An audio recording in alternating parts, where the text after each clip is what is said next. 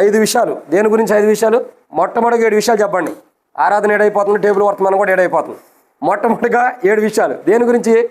ఆయన మన గురించి చింతిస్తున్నాడు. ఎవరి గురించి ఆయన చింతిస్తున్నాడు? మొట్టమొదటిగా నశించున్న వారి గురించి. మీరు ఆగండి. 2 ఎవరి గురించి? పాప జీవితం గురించి. 3 మీరు ఆగండి. దుర్గన్న చెప్పండి మీరే. ఎవరి గురించి చింతిస్తున్నాడు? 3వ కోణం. ఇప్పుడు మీరు చెప్పకపోతే ఎంత చెప్పినా నేను వేస్టే. 3 ఎవరి గురించి?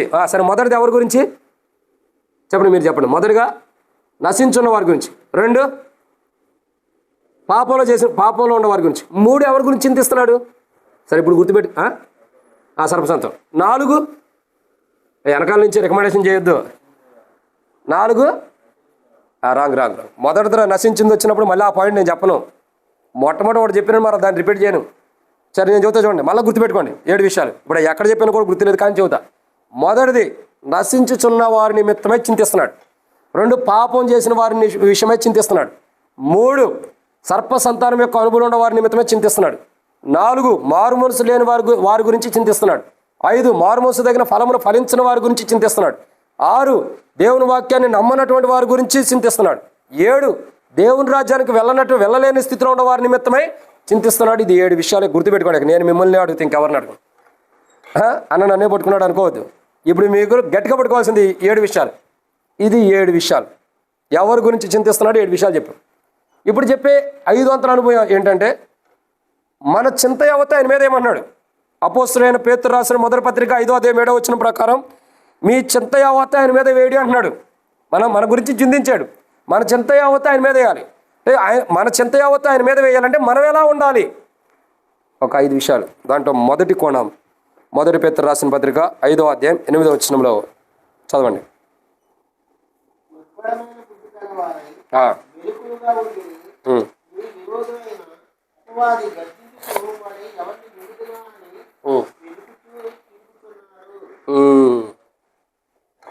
ఇప్పుడు గుర్తుపెట్టుకోండి. మొదటి మాట, మన ఎలా ఉండి మన చింత యావత్తు ఆయన మీద వేయాలంటే నిబ్బరమైన బుద్ధి కలిగి. ఎలా ఉండి మన భారం ఆయన మీద వేయాలా? నిబ్బరమైన బుద్ధి. నిబ్బరమైన బుద్ధి అంటే అర్థం ఏంటి? నిబ్బరమైన బుద్ధి అంటే అర్థం ఏంటి చెప్పగలుగుతారా? టీచర్స్ ఉన్నారు కదా, చెప్పండి. నిబ్బరమైన బుద్ధి అంటే ఏంటి? మీరు మామూలు స్కూల్లో టీచర్స్, బైబిల్ స్కూల్లో టీచర్స్ కాదు. బైబిల్ స్కూల్లో వేరుగుంటుంది. కాబట్టి నిర్భరమైన, చూడండి అక్కడ రాయబడి, నిర్భరమైన బుద్ధి గలవారంటే స్థిరమైన బుద్ధి గలవారు. ఎలా ఉండాలా? స్థిరమైనదిగా ఉండాలి. అంటే మన చింత యావత్తు మనం ఆయన మీద వేయాలంటే మనం ఎలా ఉండాలా? స్థిరత్వం కలిగిన బుద్ధి కలిగిన వారికి ఉండాలి. మన బుద్ధి స్థిరత్వం లేనప్పుడు, మన స్థిరత్వం కలిగిన వారుగా ఉండనప్పుడు మన చింత యావత్తు ఆయన మీద వేసినా కానీ అది వ్యర్థమే. ఎలాంటిది? వ్యర్థమే. కానీ మన చింత యావత్తు మనం ఆయన మీద వేయాలంటే ఎలా ఉండాలి? మనం ఎలా ఉండాలి? స్థిరత్వం కలిగిన బుద్ధి కలిగిన వారికి ఉండాలి. మన బుద్ధి ఎలా ఉండాలంటే స్థిరమైనదిగా ఉండాలి. చూడండి, చాలామంది యొక్క జీవితాలు ఎలా ఉంటాయి తెలుసా? గాలికి కొట్టుకుపోయే జీవితంలో బుద్ధి ఉంటుంది చాలామందికి. గాలి ఎలా వెళ్తుంది? గాలి ఎలా ఉంటుంది? ఎలా ఉంటుంది? గాలి ఎలా ఉంటుంది? మామూలుగా కొద్దిగా ఆన్ డ్యూటీలోనే ఉండాలి. ఎలా ఉండిద్ది? గాలి కనపడదు, కానీ అది వెళ్తూ ఉండిద్ది. అది వెళ్ళే విధానం మనకు కనపడదు, కానీ అది ఎలా ఉందో మనకు తెలియదు. అంటే చాలామంది యొక్క జీవితాలు రక్షించబడ్డాం, మారుమనసు పొందాం, బాప్తిసం తీసుకున్నాం, దేవుని బిడ్డలు కొన్నాం అని అనుకుంటామే, కానీ క్రీస్తులో స్థిరమైన బుద్ధి లేక మన జీవితాలు మనం ఎంతో నష్టం తెచ్చుకుంటున్నాం. అసలు క్రీస్తులో స్థిరమైన బుద్ధి లేదంటే మనం క్రీస్తు యేసు యొక్క బండ మీద స్థిరత్వంగా లేమని అర్థం. ఏ స్థితిలో ఉండట్టు? కొండ మీద ఉన్న పట్టణము బాగుంటుంది, అది మరుగై ఉండదు, అందరూ కనబడితే బాగుంటుంది. క్రీస్తు అనే బండ పైన పునాది వేయబడిన వాడు బాగానే ఉంటాడు. ఇసుకలో ఇల్లు కట్టినవాడు ఎలా ఉంటాడు? ఇసుకలో ఇల్లు కట్టినవాడు గాలి వచ్చిద్దో, తుఫాను వచ్చిద్దో, దాని తర్వాత నీరే వచ్చి కొట్టుకుపోయిద్దో చెప్పలేం. అంటే ఒక్క కోణంలో అర్థమయ్యేటట్టు చెప్పమంటారా? ఇసుకలో ఇల్లు కట్టాం. ఇసుకలు అంటే ఒక రేవు ఒడ్డునో, నది ఒడ్డునో, తర్వాత సముద్రం ఒడ్డునో ఇల్లు కట్టుకున్నాం. ఇది నాది అని కట్టెలతో కట్టుకున్నాం అనుకోండి. కట్టెలతో కట్టుకున్నాం, కరెక్ట్గా వాటర్ వచ్చి వెళ్తున్న అంత సమీపంగానే మనం ఒక కట్టెలతో ఒక ఇల్లు కట్టుకున్నాం చిన్నది, ఇది నాకు ఉండాలి అని. ఈ వాటర్ వస్తూ ఉంటే వెళ్తూ ఉంటాయి. వాటర్ వచ్చి వెళ్ళిపోయినప్పుడు అలా ఏం జరిగిద్ది? కట్టెలు ఎక్కడైతే పాతి పెట్టామో దాంట్లో దానికి చుట్టూ ఉండే ఇసుక ఆ వాటర్ ఫ్లోటింగ్ గట్ట బయటకు వచ్చి వాటర్కి తర్వాత జారుకుంటూ వాటర్ వెళ్ళిపోయేటప్పుడు కట్టి దగ్గర బాగా ఫోర్స్ ఎక్కువ అవుతాయి. రిటర్న్ వెళ్ళిపోయేటప్పుడు కట్టికి తగ్గుతాయి కదా, కట్టికి తగిలినప్పుడు వాటర్ ఏం చేస్తాయి, పైకి లెగుతూ ఉంటాయి. లెగిసినప్పుడు ఏం జరిగింది, ఆ వాటర్ అంటే పైకి లేచి కింద పడుతుంటేనే కింద ఉన్న ఇసుక ఏమైతే వాటర్ పడుతుంటే అది పైకి లేచింది. అప్పుడు ఏం జరిగింది, ఇసుక మెల్లమెల్లగా వెనక్కి వెళ్ళింది. ఇక మెల్లమెల్లగా ఇసుక వెనక్కి వెళ్ళిపోతే ఏం జరిగింది, ఓ రోజు కట్టి ఏమైంది. అది క్రైస్తవ విశ్వాస యాత్రా జీవితంలో మనం స్థిరత్వం కలిగి క్రీస్తు అనే బండ పైన మన పునాది వేయబడకపోతే ఆ వచ్చే అలలకి ఆటికి వీటికి మనం కట్టుకున్న పునాది సరిగ్గా లేదు కాబట్టి అది రేగుతూ ఏమైంది, ఒకనొక సమయంలో కొట్టుకుపోయింది. అదే స్థిరత్వం లేని బుద్ధి. ఆ నీళ్లు వస్తూ ఉంటాయి కానీ ఆ నీళ్ళకి ఏమైంది, ఇసుక వెనక్కి వెళ్ళిపోతూ ఉంటుంది.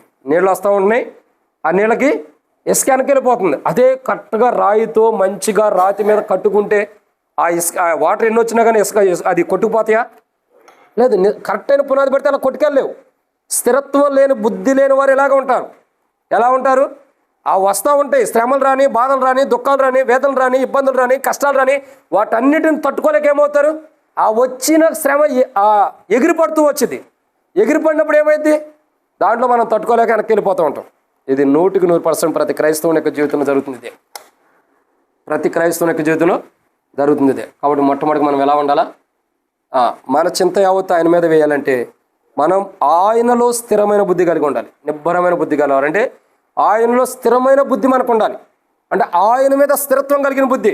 ఇది యేసుప్రభు నన్ను కాపాడుతాడా లేదా, నన్ను రక్షిస్తాడా లేదా, అసలు యేసుప్రభు ఉంటే నాకు ఇన్ని ఎందుకు వస్తాయి, ఇన్ని బాధలు ఎందుకు వస్తాయి, ఇన్ని దుఃఖాలు ఎందుకు వస్తాయి, నిజంగా యేసుప్రభు నన్ను రక్షిస్తాడా లేదా, ఆయన వల్ల నేను స్వస్థతను అందుతానా లేదా, ఆయన వల్ల అవుతుందా లేదా, ఆయన చేస్తాడా లేదా అని సందేహం ఉన్నప్పుడు స్థిరమైన బుద్ధి ఆయన మీద లేదని అర్థం.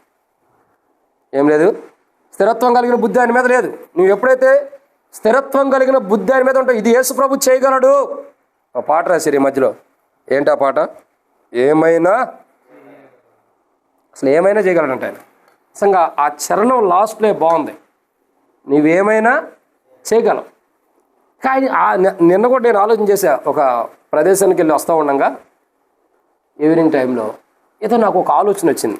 ఆలోచన వస్తే నేను ప్రభుని గురించి ఆలోచన చేస్తూ ఉండగా బండి మీద వెళ్తున్నా, బస్ స్టాండ్ ఆ ఏరియాలో ఒక ఆలోచన వస్తుందంటే ఆలోచన చేస్తున్నా. అంటే నా జీవితంలో కొన్ని పరిస్థితులు ఎదురైనాయి, వాటి నిమిత్తమే ఆలోచించుకుంటూ వెళ్తున్నప్పుడు ఒక మాట వచ్చింది. నేను ఒకప్పుడు బలహీనంగా ఉండ బాగోనటువంటి స్థితిలో ఉన్నవాడిని ఇప్పుడు బాగోగలిగానంటే ఆయన ఏమైనా చేయగలడు. నన్ను అనారోగ్య పాలు చేయగలిగిన వాడు ఆయనే, ఆ అనారోగ్య స్థితి నుండి లేవనెత్తగలిగిన వాడు ఆయనే. ఆయనకి అసాధ్యమైంది అంటే ఏమీ లేదు. ఆయన మనల్ని అనారోగ్య పాలు చేస్తున్నాడంటే అర్థం ఏంటి, ఏదో బలహీనత మనలో ఉంది సరి చేసుకోవడానికి. ఆయన మనం తిరిగి స్వస్థపరుస్తున్నాడంటే అర్థం ఏంటి, ఆ బలహీనతను సరి చేసుకున్నాం కాబట్టి ఆయన స్వస్థపరుస్తున్నాడు. కానీ ఇవన్నీ జరగాలంటే ఏం చేయాలా, స్థిరత్వం కలిగిన బుద్ధి ఆయన మీద మనకు ఉండాలి. అంటే నిఖరమైన బుద్ధి, నిబ్బరమైన బుద్ధి అంటే స్థిరత్వం కలిగిన బుద్ధి దేవుని మీద, ప్రభువు మీద మనకు ఉండాలి. ఇదన్నమాట మొదటి. రెండో విషయాన్ని చూద్దారండి. మొదటి పేతురు రాసిన పత్రిక, అపోస్తుడైన పేతురు రాసిన మొదటి పత్రిక 5వ అధ్యాయం 8వ వచనం.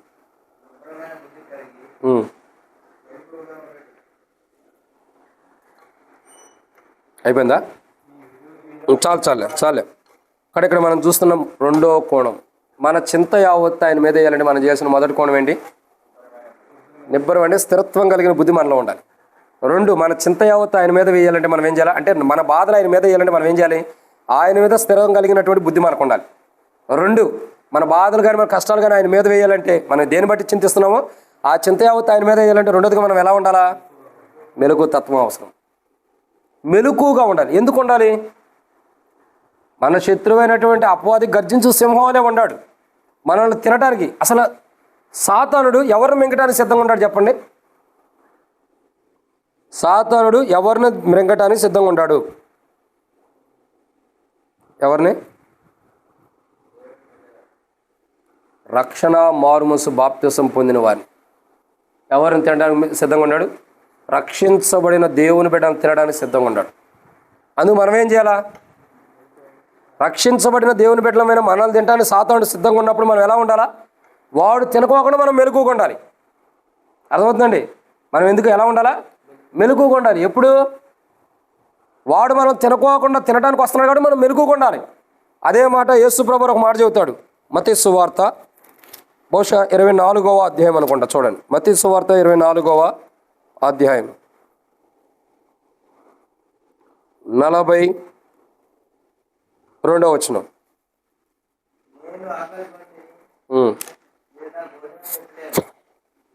24వ అధ్యాయం 42వ వచనం. అది 2 కోణాల్లో మెలకుగా ఉండాలి. ఒకటి, ప్రభు ఎప్పుడు వచ్చినో మనకు తెలియదు. ప్రభు వస్తాడు, ప్రభు త్వరలో రాబోతున్నాడు కాబట్టి ప్రభు దగ్గరికి వెళ్ళడానికి సిద్ధంగా ఉండాలి. అంటే ప్రభు రాజ్యంలోకి మనం ప్రవేశించడానికి సిద్ధంగా ఉండాలి. 2, సాతానుడు మనం తినకోకుండా ఉండడానికి మనం సిద్ధంగా ఉండాలి. గర్జించు సింహాలే సాతానుడు మనం మింగటానికి ట్రై చేస్తాడు. మనం ఎప్పుడు దొరుకుతామా? మనల్ని మింగటానికి సాతానుడు సిద్ధంగా ఉన్నప్పుడు ఆ దుష్టుని యొక్క సాతాను యొక్క క్రియల నుండి మనం లయపరచబడుకోకుండా వాటి నుండి మనం తప్పించబడటానికి ఎలా ఉండాలి? మనం మెలకుగా ఉండాలి. అంటే మన చింత యావత్తు మనం ఆయన మీద వేయాలంటే మనం ఏం చేయాలా? ఒకటి, ఆయనంటే స్థిరమైన బుద్ధి కలిగి ఉండాలి. 2, ఆయనలో మెలకుతత్వం కలిగి ఉండాలి. ఆయనలో ఎలా ఉండాలా? మెలకుగా ఉండాలి.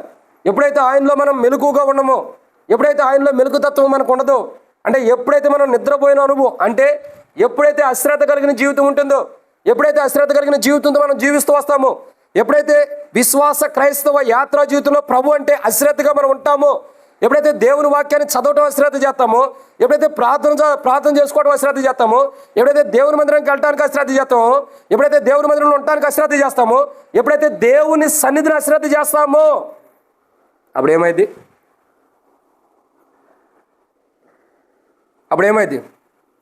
మనం మెలకుగా లేమని అర్థం. ఎలా లేము? మెలకుగా లేమని అర్థం. అంటే ఎప్పుడైతే సాతానుడు మనలో ప్రవేశించడానికి అవకాశాలు అవే, మనం ప్రార్థనకి వెళ్ళపోతే, మందిరానికి వెళ్ళపోతే, ఆరాధనకి వెళ్ళపోయినా, కూడికలకి వెళ్ళపోయినా, బైబిల్ చదవకపోయినా, ఎప్పుడైతే మనం బైబిల్ చదవకపోయినా, వ్యక్తిగతంగా ప్రార్థన చేసుకోకపోయినా, దేవుని సన్నిధిలోకి ఎప్పుడైతే వెళ్ళకోకుండా ఉంటామో, అప్పుడు ఖచ్చితంగా మనం మెలకువ జీవితాన్ని మనం ఏం చేసుకున్నట్టు? చీకటిగా చేసుకున్నట్టు, నిద్రపోతున్న అనుభవంలోకి వచ్చేస్తాం. యేసు ప్రభువు శిష్యులు ఎలా ఉన్నారు చెప్పండి? గెత్సెమనే తోటలో బాగా నిద్రమత్తులుగా ఉంటారు. ఇప్పుడు బహుశా దొరకైనా కొంతసేపు నిద్ర పట్టకపోతే బాధపడతాడేమో. యేసు ప్రభువు శిష్యులు ఎంత నిద్రమత్తులుగా ఉంటారు చెప్పండి? ఓ మాటలో చెప్పాలంటే వాళ్ళు నిద్రమత్తులు అవడానికి మెయిన్ రీజన్ ఏంటి చెప్పండి? సాతానుడు అని మటుకు చెప్పొద్దు. వాళ్ళు ఏం అలసిపోతారని యేసు ప్రభు అన్ని కార్యాలు చేస్తుంటే వాళ్ళు అలసిపోవడానికి ఏమని చెప్పండి? మెయిన్ రీజన్ ఏంటి? ప్రార్థన లేదు కాబట్టే వారిలో నిద్రమత్తు వచ్చింది. కానీ ఒక ప్రార్థనా జీవితం కలిగిన వ్యక్తి ఎప్పుడు తన జీవితంలో రగులుతున్నటువంటి, ఎప్పుడు ధూపం వలె వెలుగుతూ ఉంటాడు క్రైస్తవుడు. ధూపం వలె ఎలా ఉంటాడు? వెలుగుతూ ఉంటాడు. ఎప్పుడు ధూపం ఆరిపోయిద్దా? ఆరిపోవడానికి అవకాశం ఇవ్వకూడదు. అది ఎప్పుడు ఎలా ఉండాలా? మండుతూనే ఉండాలి. అంటే ప్రార్థనా జీవితం లేని క్రైస్తవుడు ఇక నిద్రమత్తులు అంటాడు. చాలామంది చూడండి, మందిరానికి వస్తారు, వచ్చిన కాడి నుంచి పెద్ద పని పెట్టుకుంటారు. వచ్చిన కాడి నుంచి అలా పెద్ద పని ఉంటుంది. ఏంటా పని? తలకాయ మధ్య మధ్యలో ఊపుతారు. ఎందుకు ఊపుతారు? నేను మెలకుగానే ఉండా, ఎలా ఉన్నాను? మెలకుగానే ఉన్నానని తలకాయ ఊపుతారు. కానీ నాకు తెలుసు, పులిపేట మీద ఉండి వాక్యం చెప్పారు, తెలీదా? ఎవరు నిద్రపోతే ఎవరు నిద్రపోరు, అందుకే ఎట్టు కొట్టేది ఆ నిద్రపోయేళ్ళు ఎగుతారని తెలుసు నాకు. కానీ ఏం చేస్తారు? పెద్ద పని అంటే తెలుసా? వాక్యం వినేటప్పుడు పెద్ద పని కలిగి ఉంటారు. ఏంటా పని అంటే నిద్రపోవటమే పెద్ద పని. ఏంటా పని? ఇంటికాడ పని కుదరదు. భర్త తాగొస్తాడు, తిరిగి వస్తాడు, వాడు కొడతాడు. అందుకని ఇంటికాడ పని కుదరదు. లేదా ఇంటికాడ పిల్లలు ఎక్కువైతే పనులు చేయటం పడింది కాబట్టి నిద్ర అన్నది కుదరదు. ఎప్పుడు నిద్ర పని ఎప్పుడు కలిగి ఉంటాం? నిద్రపోవాలన్న పని ఎప్పుడు ఉండిద్ది అంటే మనకి అదే పెద్ద పనిగా పెట్టుకుంటాం. దేవుని మందిరంలో లేదా వాక్యం వినేటప్పుడు, దేవుని మందిరంలో కానీ వాక్యం వినేటప్పుడు కానీ అది శ్రద్ధ కలిగి ఉంటాం. ఏంటా శ్రద్ధ? వాక్యం వింటున్నావంటే వింటున్నానయ్యా, ఎందుకంటలా? ఏం చెప్పానంటే అదే ఏదో చెప్పావు కదా, మర్చిపోయానంట. నిద్ర జీవితం. క్రైస్తవ జీవితంలో మెలకుతత్వం లేదు. సాతానుడు ఎంత కుయుక్తిపరుడో తెలుసా? సాతానుడు ఎంత కుయుక్తిపరుడు అంటే, ఎవరైతే క్రైస్తవ జీవితంలో ఆత్మీయంగా ఎదుగుతారో వాళ్ళకే దేవుని సన్నిధిలో నిద్రమత్తు తీసుకొస్తాడు. ఏం తీసుకొస్తాడు? నిద్రమత్తు. నువ్వు బాగా ప్రార్థన చేస్తూ ఉండు, నీకు నిద్రమత్తు తీసుకొస్తాడు. నువ్వు బాగా వాక్యం చదువుతూ ఉండు, నీకు నిద్రమత్తు తీసుకొస్తాడు. నువ్వు బాగా దేవుని ఆత్మీయంగా ఎదుగుతూ ఉండు, నిద్రమత్తు తీసుకొస్తాడు. ఈ నిద్రమత్తు ఏంటో తెలుసా? విశ్వాస జీవితంలో ఆత్మీయంగా ఎదక్కోకుండా నిద్రపుచ్చేది. జోలాలి అని పాట పాడింది సాతానుడు. ప్రార్థన చేస్తూ ఉంటే నిన్ను జో కొడతా ఉండేది. ఎందుకంటే ప్రార్థన జీవితం పోవటానికి, ఆరాధన జీవితం పోవటానికి, ఆ దేవునితో ఉండే సావాసం పోవటానికి, ఆ దేవునితో ఉండే ధన్యత పోగొట్టుకోవడానికి, ఆ బైబిల్ చదివే ధన్యత పోగొట్టుకోవడానికి సాతానుడు మనం జో కొడతా ఉంటాడు. వాడు ఎంత కుయుక్తిపరుడంటే, ఈరోజు నీకు నిద్ర రాకపోతే ప్రార్థన చేస్తావు, రేపు నిద్ర వచ్చేటట్టు చేస్తాడు. రేపు నిద్రపోయిన తర్వాత ఏం చేస్తాడు? తన ప్రోగ్రాం ఎల్లుండి పెట్టుకుంటాడు. అంటే ఒకరోజు దేవునికి అప్పచెప్పేస్తున్నాడు నిన్ను, ఇంకో రోజు తను తీసుకుంటున్నాడు. దీన్ని బట్టి మనకేమనిపించింది? అబ్బా, నా జీవితం ఇంతేనా నా జీవితం అయిపోయిందా? నీ సహోదరుడా, గుర్తుపెట్టుకో సహోదరి, నీ జీవితంలో సాతానుడు ఎంత అవకాశం తీసుకుంటున్నాడో అంతకంటే డబుల్ కంటే 1000 రెట్ల అవకాశం దేవునికి ఉంది నీకంటే. క్షమించండి, సాతాను కంటే కూడా నీ జీవితంలో దేవునికి ఎక్కువ అవకాశం ఉంది. కానీ దేవుడు ఎందుకు వేచి ఉన్నాడు, సాతానికి ఎంత సమయం ఇస్తున్నాడు మన జీవితంలో అంటే, మనం ఎంత మెలకువగా పరీక్షించబట్టానికి. దేని కొరకు? పరీక్షించబట్టానికి. ఒక పరీక్ష, ఒక వేదన, ఒక సమస్య సాతాను ద్వారా మనకు వస్తుందంటే మెయిన్ రీజన్ ఏంటి? పరీక్షించబడుతున్నాం. దాంట్లో నిలబడతాం లేదా? దాంట్లో నిలబడినవాడే కదా. సువర్ణ వల్ల తీర్చబడిన వాడికే కదా నీతి కిరీటం ఉంది. ఎవరు పడితే వాళ్ళకి లేదు. ఎవరికి ఉంది? సువర్ణ వల్ల తీర్చబడిన వారికి. ఇక్కడ ఈరోజు మన అంశం ఏంటంటే, మన చింత యావత్తు ఆయన మీద వేయాలంటే, ఆయన మన నిమిత్తమే చింతిస్తున్నాడు. ఎవరి నిమిత్తమే చింతిస్తున్నాడు? 7 విషయాలు చూసాం.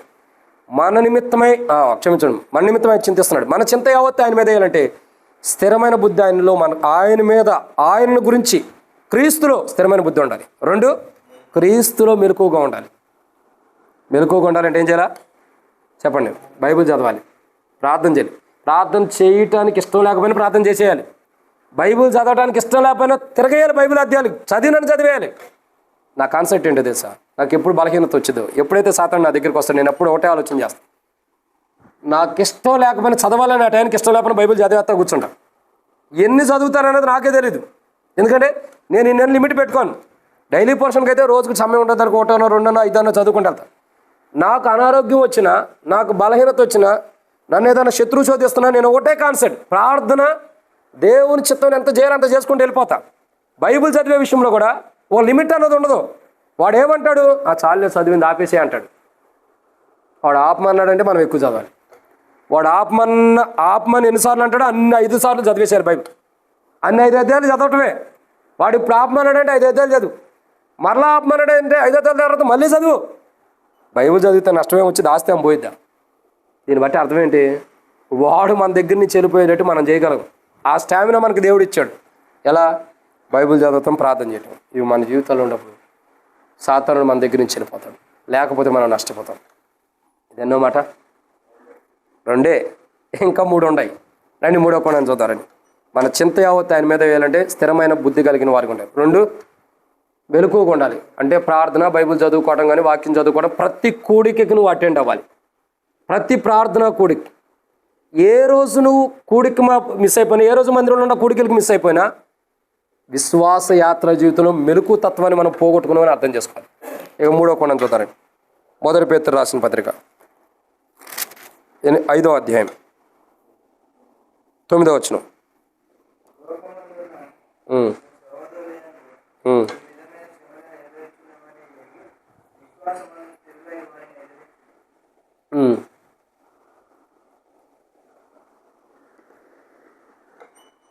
ఇది ఎన్నో మాట? 3. మన చింత యావత్తు ఆయన మీద వేయాలంటే మొదటగా ఆయన యందు స్థిరమైన బుద్ధి కలిగి ఉండాలి. ఆయన నిమిత్తమే, ఆయన చేయగలడు అని ఏదైనా. 2, ఆయనలో మెలకువగా ఉండాలి. 3, మన చింత యావత్తు ఆయన మీద వేయాలంటే ఈ విధమైన శ్రమలే నెరవేర్చున్నవని ఎరిగి. అంటే ఏ శ్రమలైతే మనకు వస్తున్నాయో సాతానుడు మనల్ని నశింపజేయడానికి తీసుకొస్తున్నాడని మనం ఎరగాలి. అప్పుడు మన చింత యావత్తు ప్రభు మీద వేస్తే అది తీర్చబడింది. కొంతమంది అంటారు, అన్న ప్రభు ఎందుకు నాకు ఈ బాధలు తీసుకొస్తున్నాడు, ఈ కష్టాలు తీసుకొస్తున్నాడు అంటాడు.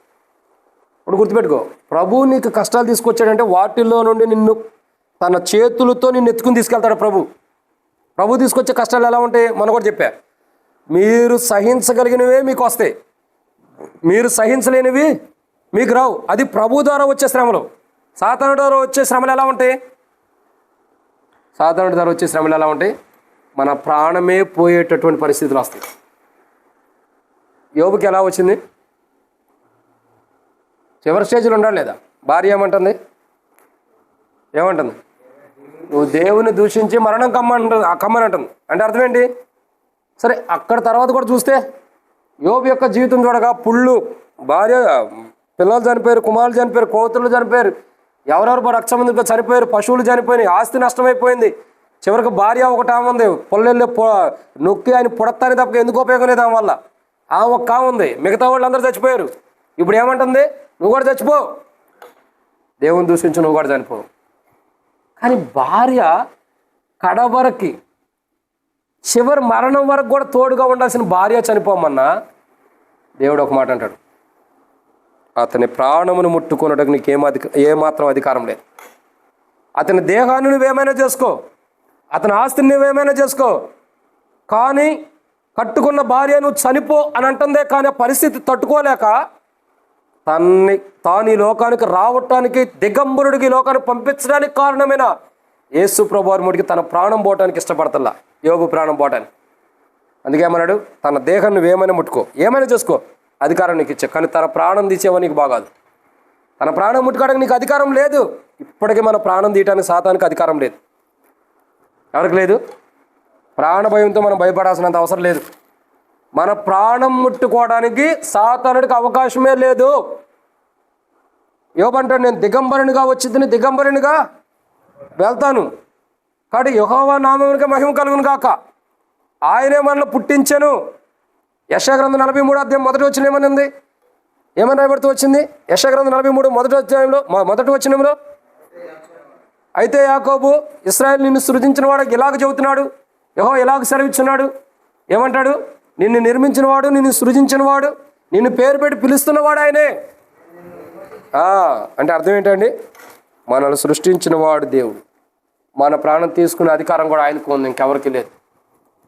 కానీ సాతానుడు ఏం చేస్తాడు? మనం ప్రాణం పోయే అంత శ్రమలు మనం తీసుకొస్తాడు. ఏ శ్రమలు? మన ప్రాణమే పోయేంత శ్రమలు తీసుకొస్తాడు. ఆ శ్రమలు ఎవరిని బట్టి వస్తున్నాయో మనం ఎరగాలి. అది దేవుని బట్టి వస్తున్నాయా, సాతానుని బట్టి వస్తున్నాయా? ఒకవేళ దేవుని బట్టి వస్తే ఆ శ్రమల్లో నువ్వు మొరపెట్టినప్పుడు దేవుడు నీకున్న బలహీనతలు సరిచేసి వాటిలో నుంచి ఎత్తుకుని తీసుకెళ్తాడు. ఒకవేళ సాతానుడి బట్టి వస్తుంటే అవి నువ్వు మరణమగునంతగా నిన్ను బాధిస్తాయి. కానీ దేవుడు నీ ప్రాణం పోనివాడు. ఎందుకు? ఆయన మహోన్నతుడైన దేవుడు. ప్రాణాన్ని తీసుకోవడానికి ఇష్టపడేవాడు కాదు, కాబట్టి తన కుమారుడి ప్రాణాన్ని బలిగా ఇచ్చాడు. కావని మన నిమిత్తమే మన ప్రాణాలను కోట్లైన. అందుకే రాయబడుతూ వచ్చింది, నువ్వు బలులు కోరేవాడు కావు. ఒకవేళ నువ్వు బలులు అడిగితే నేను ఇవ్వగలను, కానీ బలులు కోరేవో దేవుడికి కాదు.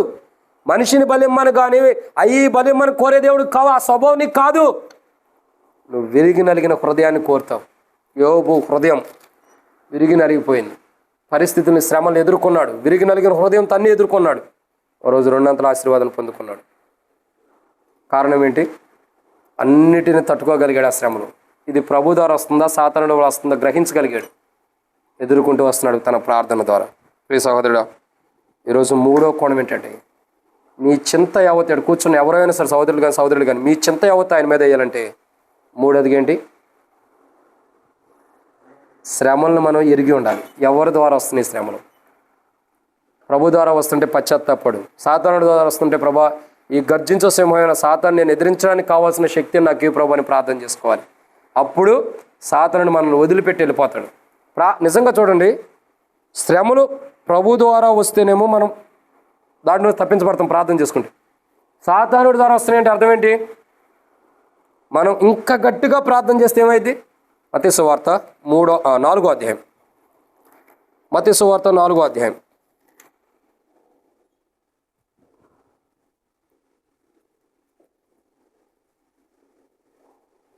11వ వచనం.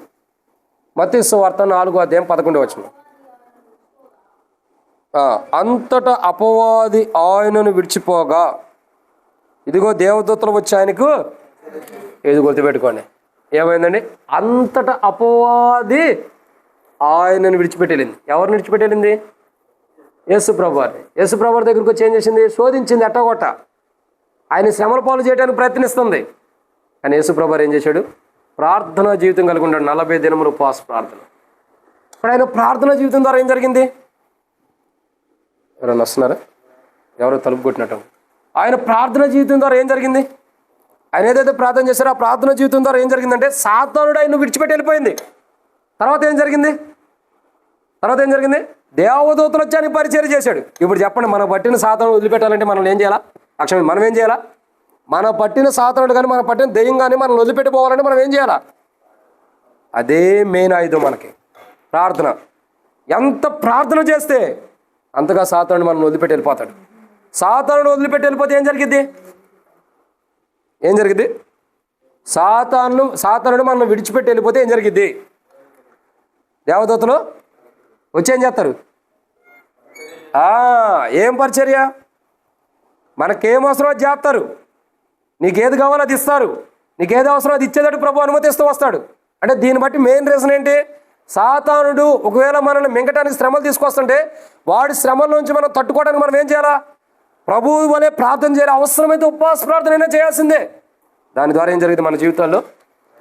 మనం ఎరిగాం ఇది సాతానుడి ద్వారా వస్తుంది. మనం ఎరిగాం ఇది ఎవరి ద్వారా వస్తుంది? ఏమన్నా ఏంటి? నేను పెడతా, దాన్ని కూడా ప్రోగ్రాం పెట్టాం కాబట్టి సరే మన తర్వాత మాట్లాడదాం. కాబట్టి ఇక్కడ మన దేవుని యొక్క వాక్యాన్ని చూసినట్టయితే మెయిన్ రీజన్ ప్రార్థన. ఇప్పుడు యేసు ప్రభువు వారి యొక్క ప్రార్థన ద్వారా అంతటి అపవాదాన్ని విడిచిపెట్టి వెళ్ళిపోయింది.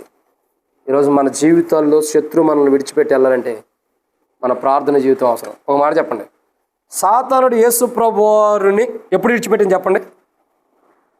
ఆయన ప్రార్థన చేసినాం. ఆయన ప్రార్థన చేసే టైంలో సాతానుడు విడిచిపెట్టక మునుపు యేసు ప్రభువు వారితో పాటు ఎవరున్నారు?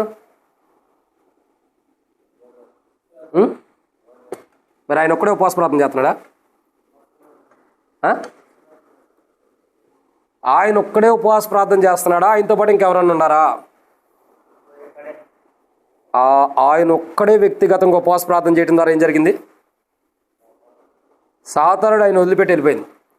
ఉపవాస ప్రార్థన అంటే ఎవరు చేయవసలా. మనం గట్టిగా ఉపవాసం ఒక్కరోజు ఉండదు, ఒక పూట ఉండదు చాలు. ఒక్క పూట ఉపవాస ప్రార్థన ఎంత బలమైందో తెలుసా? 3 రోజులు ఉపవాస ప్రార్థనలే, అది 3 పూటలే. సాయంకాలం కూడా పెట్టలే మనం సరిగ్గా. 3 పూటలు మధ్యాహ్నం వరకు పెట్టిన 3 పూటల ఉపవాస ప్రార్థనే నర్సాపూర్లో ఎన్నో అవరోధాలను తట్టుకుని గొప్ప మందిరాన్ని కట్టించడానికి పాత్రకు వాడబడింది. మీరు కూడా వచ్చి ప్రార్థన చేశారు కదా. 3 పూటల ఉపవాస ప్రార్థన ఎన్నో 40 సంవత్సరాల నుంచి ఉన్న బంధకాల్లో నుండి విడుదల పొందాం. 3 పూటల ఉపవాస ప్రార్థనే. పొద్దున పూట 10 నుంచి స్టార్ట్ చేస్తే మధ్యాహ్నం 1-2 అయిపోతుంది. ఈ కొంత సమయం ప్రతి 3 రోజులు చేసిన ఉపవాస ప్రార్థనకే అంత గొప్ప భయంకరమైన సాతాను బంధించినటువంటి బంధకాల నుంచి దేవుని సంఘం, అంటే దేవుని సంఘం అని ఎందుకంటే దేవుని ప్రజలు అక్కడక్కడ కూడా ఎలా ఉంటూ వచ్చారు? రెంటలకి సొంత గృహాలు అట్లా నడుపుకుంటూ వచ్చిన వారు ఇప్పుడు ఏం కలిగి ఉన్నారు? సొంత మందిరం కలిగి ఉన్నారు. కారణం ఏంటి? వాళ్ళు విడుదల పొందారు లేదా? ఉపవాస ప్రార్థన. ఎవరూ చేయవసరంలా. మనం వ్యక్తిగతంగా నమ్మకంగా స్థిరమైన బుద్ధి కలిగి మెలకుగా ఉండి ఇవి సాతాను ద్వారా వస్తున్న శ్రమలను మనం గుర్తెరిగి ఉపవాస ప్రార్థన మనకై మనం చేసుకుంటే చాలు, అద్భుతాలు మనం చూడగలుగుతాం. ఏ సాతాను మన దగ్గరికి వస్తున్నాడో వాడు మన దగ్గర నుంచే విడిచిపెట్టి వెళ్ళిపోతాడు. నేను నా ఇల్లు కట్టుకోవడానికి, ఏంటంటే మా సొంత గ్రామంలో ఇల్లు కట్టుకోవడానికి నేను మా తండ్రి కానీ మా కుటుంబీకులు కానీ ఎవరిని ఉపవాసం ఉండమని చెప్పలా. నా బ్యాంక్ అకౌంట్లో ఉన్న డబ్బులు వేరే వాళ్ళకి ఇచ్చేసా. అంటే అక్కడ సంఘంలో కొద్దిగా బలహీనంగా ఉన్న వాళ్ళకి ఎవరెవరికి ఇచ్చేసా కొంత ఉంటే. బ్యాంక్ అకౌంట్ అంటే అప్పుడు ఏదో 1000 లక్షలు ఉండేది కాదులేండి, ఒక 1000-2000 ఎంతో ఉండే సంథింగ్. ఎవరు బలహీనంగా ఉండే వాళ్ళకి అందరికి ఇచ్చేసా. నాకు ఒక విశ్వాసం మీద కూర్చున్నాం. ఉపవాస ప్రార్థన ఊరు బయట ఒక అంకుల్ ఉన్నాడు, పాపం ఆయన ఇప్పుడు లేడు, చనిపోయాడు, ప్రభు మహిళ వెళ్ళాడు. కొంతమంది ఆయన హత్య చేశారు. అదొక రుమారు కూడా ఉంది, హత్య చేశారన్న ఆలోచన కూడా ఉంది. ఆయన మిలిటరీ, ఆయన రాజమౌళి అని. ఆయన దగ్గర నేను ఉండి, ఆయన ఒక ఇంట్లో రెంట్ కొంటున్నప్పుడు ఆ పక్కనే ఒక రూమ్ నాకు ఉంది, ఆయనకు ఒక రూమ్ ఉంది. నేను ఉన్న రూమ్లో చాపేసుకుని కింద ఉపవాసం ఉంటూ వచ్చేవాడిని. 6 రోజులు ఖచ్చితంగా ఉపవాసం ఉండాలని డిసైడ్ అయిపోయాను. ఎందుకు ఉపవాసం? ఈ ఉపవాస ప్రార్థన ద్వారా నాకు ఇల్లు లేదు, నేను ఇల్లు కట్టించుకోవాలి. ఇప్పుడు మా మామయ్య ఉన్నాడు కదా, ఆయన ఫస్ట్ వచ్చి నన్ను పెళ్లి చూపులకు వచ్చి చూసుకున్నారు. మామూలుగా సేవ చేస్తూ ఉంటా కదా, ఊరిలో వచ్చి చూశారు. చూసిన తర్వాత అంతా బాగుంటాడు, కానీ అబ్బాయి బక్కగా ఉన్నాడు, ఇదిగా ఉన్నాడు, ముఖం అంతా పీక్కుపోయింది. కానీ సరే అబ్బాయి అట్టుంటే ఏమిలే, కానీ ఇల్లు లేదు కదా, నేను పిల్లనేమని అన్నాడు. మైండ్లో ఒకటి తిరిగింది, ఈయన కూతురుని చేసుకుంటా లేతలేదు. అసలు నేను సేవకుడు, నాకు ఇల్లు లేకపోవటం ఏంటి? నేనేందంటే మొదట మందిరం కట్టిన తర్వాత ఇల్లు అనుకున్నా, మందిరం అయిపోయింది, ఇప్పుడు ఇల్లు లేదు. ఏదైతే అదే అసలు ఈయన కూతురిని చేసుకోకపోయినా మనకంటూ ఒక ఇల్లు ఉండాలి. రేపటి దినాన్ని ఆడపిల్ల వస్తే ఎలా ఉండిద్దని ఇంకేం చేశాను, ప్రార్థన స్టార్ట్ చేశాను. సోమవారం నుండి శనివారం వరకు ఉపవాస ప్రార్థన చేశాను. ఆదివారం రోజు ఉపవాస ప్రార్థన దేవుని మందిరానికి వెళ్ళే టైంలో ముగించి వెళ్ళాం. ఇంకంతే. తిరిగి మళ్ళీ వారానికల్లా నేను ఆ సోమవారం నుండి ఆదివారం వచ్చే లోపల నా బ్యాంక్ అకౌంట్ ఖాళీ చేసింది ఒక కారణం ఉంది. ఎందుకంటే నా దగ్గర ఏమి ఉండకూడదు, కానీ ప్రభువే సహాయం చేయాలి. ఉపవాస ప్రార్థన నుంచి లేచే లోపల నా బ్యాంక్ అకౌంట్లో నాకు అవసరమైనంత ధనమును డబ్బులు ప్రభు సమకూర్చాడు. దాంతోపాటు ఇంకొక ఆయన ద్వారా, ఇప్పుడు చెప్పే కదా రాజమౌళి, ఆయన ద్వారా కూడా దేవుడు ప్రేరేపణ ఇచ్చి కొంత ఇప్పించాడు. తర్వాత తీసుకునేదట్టు అట్ట ఇట్లా మా జీవితాల్లో స్టార్ట్ చేసాం. 7 రోజులని ఇల్లు కట్టేశాం. ఎన్ని 7 రోజులు. దెబ్బకు మా మామయ్య వచ్చి షాక్ అయిపోయాడు. సగం ఇల్లు అయిపోగానే వచ్చి బాగుందయ్యా అన్నాడు. నువ్వు కూతురుని ఇచ్చిన ఇవ్వకపోయినా నేనైతే ఇల్లు కట్టేసుకుంటున్నాను, నీ కూతురుతో నాకు సంబంధం లేదని. మళ్ళీ అయిపోయిందా చేసుకుని ఓకే అయితే ప్రభు మాట్లాడారు కాబట్టి చేసుకున్నాలే, ఆయన చేసుకోమంటే కాదు. ఎందుకు చెబుతున్నంటే ఉపవాస ప్రార్థన, వ్యక్తిగతమైన ఉపవాస ప్రార్థనకి చాలా గొప్ప బలం ఉంది. అది మనం చేసుకుంటే మన జీవితాలు ఎంతో ఆశీర్వాదకరంగా ఉంది. డే టైంలోనే చేయాలని రూల్ ఏం లేదు, నైట్ అయినా చేసుకోవచ్చు. పగలల్లా పని చేసుకుని జాబ్ చేసుకుని ఏదో ఒకటి చేసుకోవచ్చు. నైట్ వచ్చి ఉపవాస ప్రార్థన చేయి. రేత్రి నువ్వు చేసుకోగలిగినంతసేపు. పగలంటే ఎవడెవరు వచ్చి నేను కదిలిస్తూ ఉంటాడు, వాళ్ళని వీళ్ళని కదిపిస్తూ ఉంటారు. నువ్వు ఉపవాస ప్రార్థన నైట్ చేయి, ఒక్కడే ఉండగలుగుతావు. వ్యక్తిగతంగా నువ్వు ఎంత కావాలంటే అంత ప్రార్థన చేసుకో. మనం చేసే ప్రార్థన పక్కింటికి కాదు, మన ఇంట్లో ఉండవాడికి కూడా వినపడకూడదు. మరి ఎలా చేయాలి? మౌనంగా మన మనసులో ఉన్న వేదన ప్రభువుకి తెలియపరచాలి. ఆ వేదన తెలియపరిచిన వారు ఎవరు చెప్పండి? బైబిల్లో ఒక స్త్రీ ఉంది. ఎవరామె?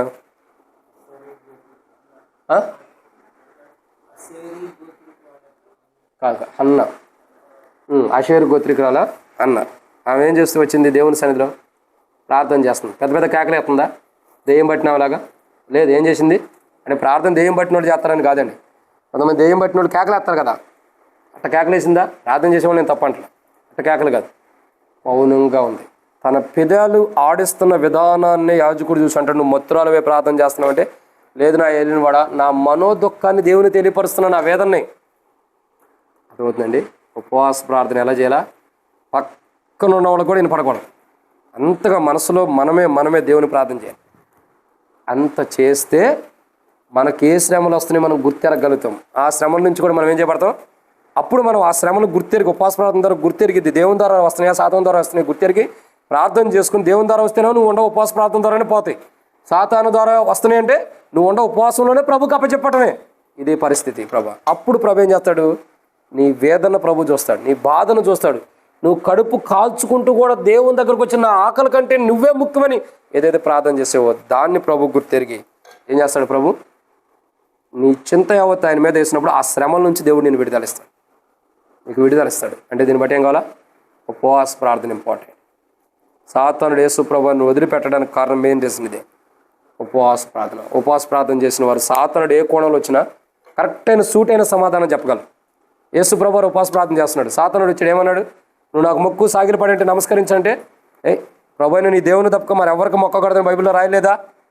అంటే ఎప్పుడైతే నువ్వు ఉపవాస ప్రార్థన ద్వారా జీవితం కొనసాగించి శ్రమలను ఎదుర్కొంటావో అప్పుడు సాతానుకు నువ్వు ఆన్సర్ ఇవ్వగలుగుతావు, జవాబు.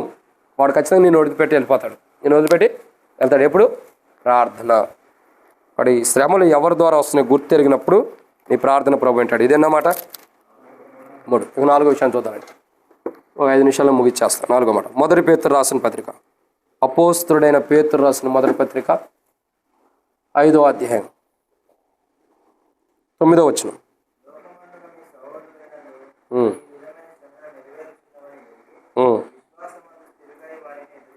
ఏం చేయాలా? విశ్వాసమందు ఉండాలి. ఎప్పుడైతే విశ్వాసమందు స్థిరత్వం కలిగి ఉంటామో అప్పుడు మన చింత యావత్ ఆయన మీద వేస్తే ఆయన వాటిని నెరవేరుస్తాడు. ఇప్పుడు మనకు ప్రభువునందు విశ్వాసం లేదనుకో ఏం జరిగిద్ది? నేను మా దగ్గర చాలామంది చెబుతా, ఆంధ్రాలో కొంతమందికి ఉండే అలవాటు ఏంటి తెలుసా? స్వస్థత సభలు.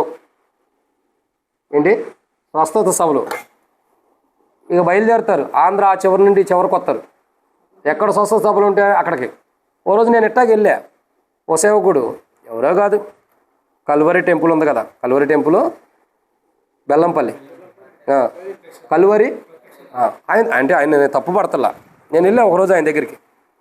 మా సంఘస్థులు ఒక అతను ఏంటంటే యాక్సిడెంట్ అయ్యి నడుము విరిగిపోయింది, ఇక లేవలేని స్థితిలో ఉంటాడు, అన్ని మంచంలోనే. ఆయన ఏమన్నాడంటే, అన్న ప్రత్యేకమైన కూడికలు జరుగుతున్నాయి కదా, స్వస్థత సభలు అంటే పోదాం అన్నాడు. సరే అన్న, వద్దని నేను చెప్పే అక్కడికి. అన్న ఎక్కడికి పోయినా మన విశ్వాసం ఇంపార్టెంట్, ప్రార్థన చేద్దాం, విశ్వాసం ఉంచంటే లేదు అన్న వెళ్దాం, స్వస్థతలు వస్తాయి కదా అన్నాడు. తీరా అక్కడికి వెళ్ళా, డయాసిస్ మీదకి ఎక్కా. అసలు ఎక్కకూడదంటే పిలవకోకుండా నేను ఎక్కేసా. ఎక్కగానే సేవకుని అన్నీ నేను ఇట్లా సంగతనంగానే ఆయన నా నెత్తి మీద నీళ్లు పెట్టి అభిషేకం ఎత్తున్నాడు. నాకు ఆల్రెడీ అభిషేకం ఉందన్నా, నువ్వు అభిషేకం నాకు అవసరం లేదు, ఇట్టాక మాట్లాడా. నాకు అభిషేకం అవసరంలా, ఒక విశ్వాసి బాగాలేదు, ఆయన స్వస్థపరచడానికి వచ్చి ప్రార్థన చేయండి అన్న. స్వస్థతలు నిన్నే అయిపోయినాయి, ఈరోజు ఉండవు స్వస్థతలు అన్నాడు. ఏమన్నాడు? నిన్నే స్వస్థతలు అయిపోయినాయి, ఈరోజు స్వస్థతలు లేవు అన్నాడు. నాకేం అర్థం కాల. అంటే స్వస్థతలకు కూడా టైం ఉండిద్దా ఒకరోజు అని? ఏమని? స్వస్థతలో కూడా ఒక రోజైనా టైం ఉండిద్దేమో, కానీ బైబిల్లో ఎక్కడా లేదే. బైబిల్లో ఉందా? అలా లేదు. యేసుప్రభు ఏ కొండలు కలితే ఆ కొండలు స్వస్థపడుతూ వచ్చాడు. ఎవరికైనా ఆదివారం విశ్రాంతి దినం కూడా స్వస్థపరిచాడు కదా. మరి స్వస్థతల కొరకు అంటే ప్రత్యేకంగా ఏం లేదు కదా. మరి ఇది ఎక్కడి నుంచి వచ్చిందో? ఈయనకంటే ఇంకొక గొప్ప దైవజనుడు ఉన్నాడు. అంటే ఇలా నేను తప్పు పడతల్లా, ఎవరు క్రైస్తవ జీవితం వాళ్ళది, ఎవరు విశ్వాస జీవితం వాళ్ళది. ఇంకొక ఆయన రేపల్లోనే ప్రత్యేకమైన కూడికలు పెట్టాడు, రక్షణ సువార్త స్వస్థత సభలని. సరే అక్కడికి తీసుకెళ్ళాము, పేరు చెప్పలేండి. ఆయన ఏమన్నాడు తెలుసా? 20,000 ఇస్తే మా సేవకుడు వచ్చి ప్రార్థన చేస్తాడని ఒక అతను అన్నాడు. ఎన్నేళ్ళు? 20,000 ఇస్తే ఆయన వచ్చి ప్రార్థన చేస్తాడు అన్నాడు. స్థానిక సేవకుడు నేను నాకు 500 ఇవ్వడానికి వాళ్ళు బాధపడతారు, నీకు 20,000 ఎక్కడి నుంచి తెస్తారయ్యా? ఏంటి? స్థానిక సేవకుడు నేను నాకు 500 ఇవ్వడానికే బాధపడతారు, నీకేడి నుంచి ఇస్తారు? ఒత్తి ప్రార్థన చేస్తే చెయ్యి, లేకపోతే నేను చేసేది ఏమి లేదని పక్కన ఉన్న వాళ్ళు చెప్పారు. వాళ్ళు అసిస్టెంట్ ఉంటారు కదా, ఇక్కడ సంగతి అంటే నువ్వు అర్జెంటుగా ఆటో కట్టుకుని వెళ్ళిపోన్నాడు ఉండొద్దు అన్నారు. 20,000 లేని నువ్వు వచ్చి ప్రార్థన చేయమంటే మేము చేయము అన్నారు. ఇది డైరెక్ట్ నా ఎదురు జరిగింది. గొప్ప సేవకుడు టీవీల్లో చాలామంది వర్తమానం బోధిస్తాడు, ఆయన దగ్గరికి లక్షల్లో జనం వెళ్తారు అంటే అన్నాడు. ఆయన దగ్గర పిఏ ఎవరో ఒక అతను, ఎవరు ఉంటారు కదా, సంథింగ్ పిఏ కాదు, అసిస్టెంట్ ఎవరో ఒకరు సేవలో తర్ఫీదులు ఉండేవాళ్ళు ఎవరో ఒకరు ఉంటారు కదా. 20,000 ఇస్తే సేవకుడు వచ్చి ప్రార్థన చేస్తాడని. నేను ఇంకా త్వరగా వస్తాడేమో, జనంలో కుదరదులే అని చెప్పని ఆ యొక్క స్టేజ్ వెనకాల కూర్చోబెట్టా ఆటోలో. ఆయన ఆ మాట ఎదురికి ఏం లేదు. ఏమైంది? నేనన్నా 20,000 ఏమొద్దన్నా, నేనేదో ప్రార్థన చేస్తా కొట్ట దేవుడు స్వస్థపరుస్తాడేమో, నాకైతే డబ్బులు ఇవ్వద్దులే అని. ఎందుకు చెబుతున్నానంటే సరైన స్వస్థతను నొందేడా లేదన్నది సెకండ్ ఆప్షన్. మెయిన్ నేటి దినాలు ఇలా ఉంది, కానీ మనం ఎలా ఉండాలా? విశ్వాసం యొక్క అనుభవం ఇంపార్టెంట్. అలా వాస్తవాన్ని నేను కూడా నర్సాపూర్లో మీటింగ్లు పెట్టేవాడిని కాదు, ఏడే పెట్టేవాడిని. కానీ అక్కడ ఎందుకు పెట్టాను తెలుసా? ఇక్కడ ఉన్న వాళ్ళు పనులు కానీ ఆటికిటికి వెళ్ళిపోతారు. రాజానికే పని ఉంది, మీకు పనులు ఉంటాయి. అక్కడైతే విశ్వాసులు కొంతమంది పని లేని వాళ్ళు ఉంటారు కదా. పని లేని వాళ్ళు అంటే పనులకు వెళ్ళకోకుండా ఇంటికాడ ఖాళీగా ఉండేవాళ్ళు కొంతమంది ఉంటారు, ఇంటికాడ పనులు చేసుకున్న తర్వాత ఖాళీగా ఉండేవాడు. అలాంటి వాళ్ళు అంటే కొద్దిగా ఇంట్రెస్ట్ చూపిస్తారు మా వాళ్ళు. అలాంటి వాళ్ళు ఉన్నారు. ప్రార్థన పెడదాం అక్క, ప్రార్థన పెడదాం అంటే పెట్టేసేయండి అని అంటారు. వాళ్ళకి నిత్యము ప్రార్థన పెట్టినా కానీ వదిలిపెట్టరు కదన్నా. 365 రోజులు గంట క్షకను కూడా వాళ్ళకుండా వర్తమానం చెబుతూ ఉంటే బా చాలయ్యా అంటారు, ఇది చాలు ఇట్లా ఉండాలంటారు. ఎందుకంటే అలాంటి వాళ్ళు ఉన్నారు. సరే ప్రార్థన పెడదామని పెట్టాం. ఎందుకు చెబుతున్నానంటే మన జీవితంలో విశ్వాసం ఇంపార్టెంట్. మనం ఎక్కడ ఉండాలి? ఏం ఇంపార్టెంట్? అంటే నీ చింత యావత్తు ఆయన భరించాలంటే, నీ భారాన్ని ఆయన భరించాలంటే, నీ వేదన ఆయన భరించాలంటే, నీ దుఃఖాన్ని ఆయన భరించాలంటే, నీ అనారోగ్యాన్ని ఆయన భరించాలంటే, నీ బాధ ఆయన భరించాలంటే, నీ మానసికమైన స్థితిని ఆయన భరించాలంటే, నీ మానసికమైన వేదన ఆయన భరించాలంటే ఏం చేయాలా? విశ్వాసంలో స్థిరత్వం కలిగి ఉండాలి. ఏ విశ్వాసం అయితే నీకుందో, ఏ విశ్వాసం అయితే స్థిరత్వం కలిగి ఉండిద్దో ఆ విశ్వాసాన్ని బట్టే ప్రభు ఏమన్నాడు? ఆవగింజంత విశ్వాసం ఉండినను కొండెల్లి సముద్రంలో పడమంటే పడిపోయింది, కంబిలి చెట్టు పెలగించమంటే పెలగించబడింది. అంటే అర్థం ఏంటి? ఆ విశ్వాసం ఇంపార్టెంట్. ఎప్పుడైతే మనకు ఆ విశ్వాసం ఉండదో, ఎప్పుడైతే ఆ విశ్వాసం మనకు ఉండదో అప్పుడు కంబిలి చెట్లు ఇంకా పెరిగిపోతాయి. ఇప్పుడు ఒక మాట చెబితే నేనేనండి, ఒక దొరగే అనే కాదు, మన ఇక్కడ ఉన్న వాళ్ళందరేనా, ఎరికో గోడలు 2 ఎన్ని రథాలు వెళ్తాయి అన్న దాని మీద? 2 రథాలు ఒకే కోణంలో ప్రయాణించవచ్చు. అంత గొప్ప గోడ కూలిపోయిందంటే మెయిన్ రీజన్ ఏంటి చెప్పండి? అంత గొప్ప గోడ కూలిపోయిందంటే 2 రథాలు వెళ్ళే అంత పెద్ద గోడ, ఒక రథం ఈ రూమ్లో వెళ్ళిద్దన్నా పట్టిద్దా? ఇలాంటిది డబల్ వేసుకోండి. ఇప్పుడు మనం ఉన్న రూమ్లో ఒక రకంగా చెప్పాలంటే ఇల్లు కూడా దాటి వెళ్ళిపోవాలి మనం. అంత గొప్ప వెడల్పు కలిగిన గోడ చుట్టూ ఉంది. మరి ఆ గోడ మొత్తం ఎవరు ఏ సుత్తులు ఎత్తుకెళ్ళా కర్రలు ఎత్తుకెళ్ళి కొట్టను కూడా కొట్టలా. మరి ఎలా కూలిపోయింది? ఒక విశ్వాసం మెయిన్. ప్రభు మీద ఉన్న విశ్వాసం, ప్రభు చెప్పిన మాట మీద విశ్వాసం. ఆ విశ్వాసం ద్వారా వెళ్ళారు కాబట్టి ఎరుకో గోడలు వారి విశ్వాసమునకు తట్టుకోలేక కూలిపోయినాయి. అంటే వారిలో ఉన్న విశ్వాసము ఎదుట ఎరుకో గోడలు కూడా నిలబడలేకపోయినాయి. 2 రథాలు ప్రయాణం చేయగలిగినటువంటి గోడలు, ఆ 2 రథాలను కూడా భరించగలిగిన గోడలు కూడా ఇశ్రాయేలు ప్రజలు యెహోషువ కానీ వారిలో ఉన్న విశ్వాసాన్ని తట్టుకోలేక గోడలు సైతం కూడా కుప్పగూలిపోయినాయి. కారణం ఏంటి చెప్పండి? విశ్వాసం. ఏంటిది? విశ్వాసం. విశ్వాసంలో వాళ్ళు స్థిరత్వం కలిగి ఉంటారు. విశ్వాసంలో స్థిరత్వమైనటువంటి జీవితం కలిగి ఉంటారు. కాబట్టి ఏం జరుగుతూ వచ్చింది? వారి జీవితాల్లో ఆ ఎరుకో గోడను కోల్చగలిగారు. ఈరోజు నా జీవితాల్లో అలాంటి పరిస్థితులు మనం కోల్చాలంటే ఒకటే మాట, శత్రువు మనల్ని ఎంత బాధిస్తున్నా వాని ప్రాకారాలు మనం కోల్చాలంటే ఏం చేయాలా? విశ్వాసంలో స్థిరంగా ఉంటే చాలు. వాడు ఎన్ని ప్రాకారాలు కలిగి ఉన్నా కోల్చగలుగుతాం. ఇది 4. ఎప్పుడైతే విశ్వాసంలో స్థిరంగా ఉంటామో, అంటే దేవుని మీద ఉన్న విశ్వాసం ఒడిదుడుకుల్లాగా సముద్రంలో ఉన్న అలల వల్ల అటు ఇటు కొట్టబడినట్టు కాకుండా ఇది ప్రభు వల్ల అవుతుంది, ప్రభు చేయగలడన్న విశ్వాసం ఎప్పుడైతే ఉంటుందో అప్పుడు ఖచ్చితంగా నీ ఎదుట ఎరుకో లాంటి ప్రాకారాలు ఎన్నుండా సాతానుడు ఎంత ఆకాశానికి అంటినంత గోడ కట్టుకున్నా ఆ గోడను కూడా పునాదులతో సహా కోల్చగలిగిన వాడు మన దేవుడు. ఆ గోడ మీద కూడా నువ్వు నడిచేనదడి చేయగలిగిన వాడు మన దేవుడు. అంటే ఇక్కడ అర్థం ఏంటి?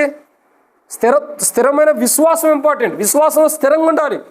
ఎవరైతే ప్రభునందు విశ్వాసంలో స్థిరత్వం కలిగి ఉంటారో అలాంటి వారు తమ చింత యావత్తు ఏదైనా బాధలు కష్టాలు ఉంటే సమస్యలు ఉంటే ప్రభు మీద వేసినప్పుడు ప్రభు ఖచ్చితంగా తీసేస్తాడు. ఎందుకంటే వాడు విశ్వాసంలో స్థిరంగా ఉండాలి. నిబ్బరమైనటువంటి బుద్ధి, అంటే స్థిరత్వం కలిగిన బుద్ధి ఉంది. మెలకువగా ఉండాలి. శ్రమలు దేని ద్వారా గుర్తెరిగి దాన్ని ఉపవాస ప్రార్థన ద్వారా జయించుకుంటున్నారు. ఇంకా విశ్వాసంలో స్థిరంగా ఉండారు. కాబట్టి ఇలాంటి అనుభవం, ఈ 400 అనుభవం కలిగిన వారు వారికి ఎన్ని పరిస్థితులు ఎదురైనా ఆ బాధ వేదన ప్రభు మీద వేసినప్పుడు ప్రభువే వాటన్నిటిని కూడా తొలగించి వారిని సంరక్షించేవాడు ఉంటాడు. ఇది 4. ఇక 5వ విషయం, అపోస్తుడైన పేతురు రాసిన మొదటి పత్రిక 5వ అధ్యాయం 9వ వచనం చివరి మాట ఇది.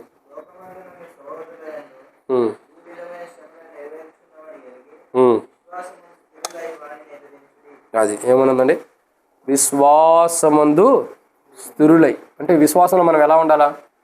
స్థిరత్వం కలిగిన వారికి ఉండాలి. ఎప్పుడైతే విశ్వాసంలో మనం స్థిరత్వం కలిగి ఉండమో అప్పుడు నష్టపోతాం.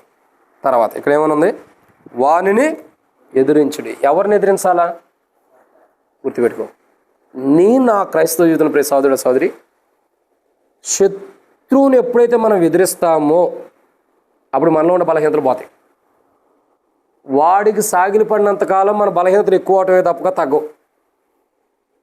వాడికి సాగిలి పట్టడం అంటే ప్రత్యేకంగా వెళ్ళి సాగిలి పడవసరలా, వాడు ఏదో శోధన తీసుకొస్తాడు, ఏదో ఒక బలహీనత తీసుకొస్తాడు, ఏదో ఒక వ్యాధి తీసుకొస్తాడు. మొన్న కూడా చూసాం కదా, ఆయనకి సాగిలి పడి ఆయనకి నమస్కరించమంటున్నాడు సాతానుడు. నాకు నమస్కరించు అంటున్నాడు. ఉపవాస ప్రార్థనలో మనం చూసాం కదా. అంటే ప్రత్యేకంగా వాడిని శోధించవసరలా. ఒక అనారోగ్యం పెడతాడు, దేవుని దగ్గరికి వెళ్తున్నావు, ప్రార్థన చేస్తున్నావు, అయినా అనారోగ్యం పాటలా. ఇంకెందుకు నువ్వు దేవుని దగ్గరికి వెళ్తున్నా? ఉపయోగం ఏముంది? దేవుడు అనేవాడు ఉంటే నీకు ఇట్లా చేస్తాడా? దేవుడు అనేవాడు ఉంటే నువ్వు ఇలా అనారోగ్యాలు ఉంటావా? దేవుడు అనేవాడు ఉంటే, నువ్వు నమ్మిన దేవుడు నిజమైన వాడైతే, నువ్వు నమ్మిన దేవుడు నిజంగా ఉంటే ఆయన నీకు కష్టాలు వస్తుంటే ఆయన ఎందుకు మౌనంగా ఉంటాడు? ఇట్లా వాడు శోధిస్తాడు. వాడు మనం ఏం చేయాలా? ఎరగటం, ఒరే ఇదంతా నీ పనేరా, ఇది నీ కార్యమే, ఇది నీ కార్యమే. అంటే ఇక్కడ అర్థం చేసుకోవాల్సిన విషయం ఏంటంటే ప్రియ సహోదరుడా, వాడిని ఎదిరించాలి. మనం సాతానుడిని ఎదిరించాలి. ఏం చేయాలా? ఎదిరించాలి. వాడిని ఎంతకాలం అయితే నువ్వు ఎదిరిస్తావో అంతకాలం నీ జీవితం బాగుండేది. వాడిని ఎదిరించాలంటే మనకేం కావాలా? మరలా మొదట్లో చెప్పిన అవసరం ఏం కావాలా? విశ్వాసం కావాలి, రక్షణ కాపాడుకోవాలి, మారుమూసు తగిన జీవితం, ఫలించే జీవితం ఉండాలి. ఇంకేం కావాలా? బైబిల్ చదవాలా, ప్రార్థన చేసుకోవాలి, ఎక్కువ సమయం బైబిల్ చదవాలా, ప్రార్థన చేసుకోవాలా. ఇంకా నువ్వు సాతాన్ని ఎదిరించాలంటే అసలు బాగా శ్రేష్టకరమైన రహస్యం బయట పెట్టమంటారా? ఉపవాసం కూడానే.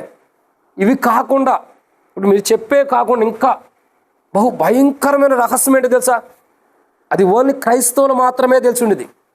సాతాన్ని ఎదిరించాలంటే అసలు శ్రేష్టకరమైనటువంటి ఆయుధం ఏంటో తెలుసా? ఏంటో ఆయుధం చెప్పండి?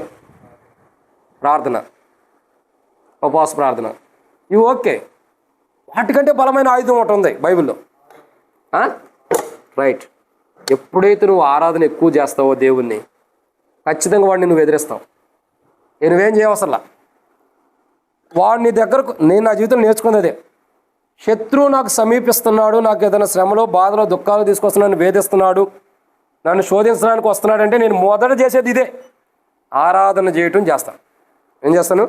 ఆరాధన ఎక్కువసేపు చేస్తాను. ఏదో ఆరాధన చేయమన్నాడని చెప్పని 2-3 మాటలు 2-3 నిమిషాలు చేసి ముగిస్తాం కాదు. మందిరంలో 2-3 నిమిషాలు అంటే ఎందుకంటే అందరికీ తరుణం రావాలి కాబట్టి. కానీ అసలైన ఆరాధన నాకున్న బలహీనత పోయేంతవరకు నేను ఆరాధన చేస్తాను. నేను అది ఎలా నేర్చుకున్నాను తెలుసా? తిమోతి అంకుల్ దగ్గర. ఎవరి దగ్గర? తిమోతి అంకుల్ దగ్గర.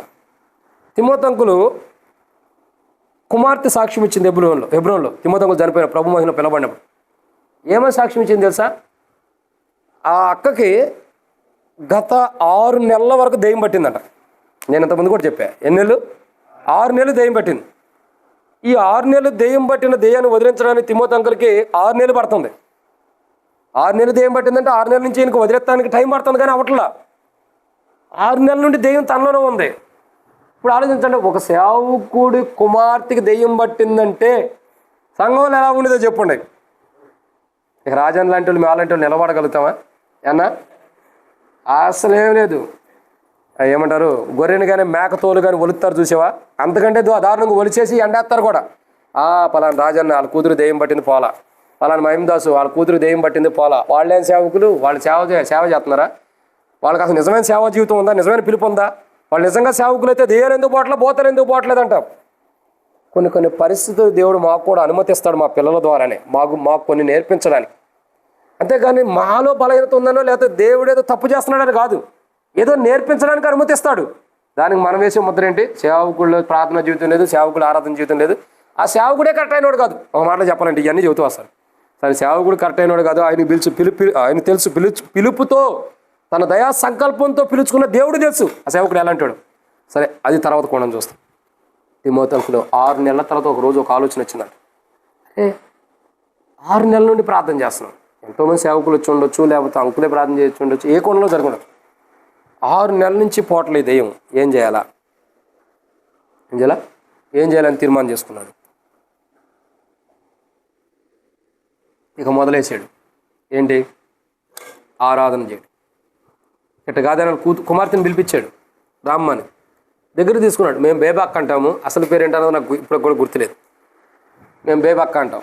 పిలిచాడు, కూర్చోబెట్టాడంట, తల మీద చేసాడు. ఇక స్టార్ట్ చేసాడు యుద్ధం. కత్తి లేదు, డాల్ లేదు, ఏమి లేదు. ఏమైనా స్టార్ట్ చేశాడు? ఇక అసలు యుద్ధం స్టార్ట్ అయింది. ఏంటా యుద్ధం? కత్తి డాల్ లేదు, డైరెక్ట్ ఆరాధనతో యుద్ధం స్టార్ట్ చేసేసాడు. ఒక యవనస్తుడు ఒక ప్రాంతంలో బాగా కోపం వచ్చిందంట. ముందు కూడా చెప్పండి, బాగా కోపం వచ్చింది ఒక యవనస్తుడు. ఎందుకు కోపం చెప్పండి? నేను చెబుతా, మీకు తెలియదు కాబట్టి. ఎందుకు కోపం అంటే, సాతానుడి వల్ల చాలామంది పాపంలో పడిపోతున్నారు, నష్టపోతున్నారు, నరకానికి వెళ్ళిపోతున్నాడని, అసలు సాతానుడినే చంపేస్తే ఈ దరిద్రం మనుషులకు ఉండదు కదా అని చెప్పని వాడు కోపం వచ్చింది ఒక యవనస్తుడికి. కోపం వచ్చి ఏం చేశాడు? ఒక గొడ్డని తయారు చేయించుకున్నాడంట. ఏంటి? గొడ్డలో కత్తో. అది పట్టుకుని ఊరంతా తిరుగుతున్నాడంట. ఊర్లో ఉన్న వాళ్ళందరూ భయపడుతున్నారు. ఇదేంట్రా కత్తితో గొడ్డలో తీసుకుని, ఏదో ఒకటి కత్తి అనుకోండి, కత్తి తీసుకుని ఊరంతా తిరుగుతున్నాడు ఏంద్రా, ఎవరిని చంపుతాడోనని అందరూ భయపడుతున్నారు. సరే, ఒక మార్కెట్లో అంగట్లో కూడా కత్తి పట్టుకుని తిరుగుతూ ఉంటే ఒక సేవకుడు కనపడ్డాడు. ఆ సేవకుడు అడిగాడంట, ఏందయ్యా కత్తి పొడి తిరుగుతున్నావు, ఎవరిని చంపాలా అని. అవునండి పాస్టర్ గారు, చంపాలనుకుంటున్నాను అన్నాడు. ఎవరిని చంపాలనుకుంటున్నావు చెప్పానట.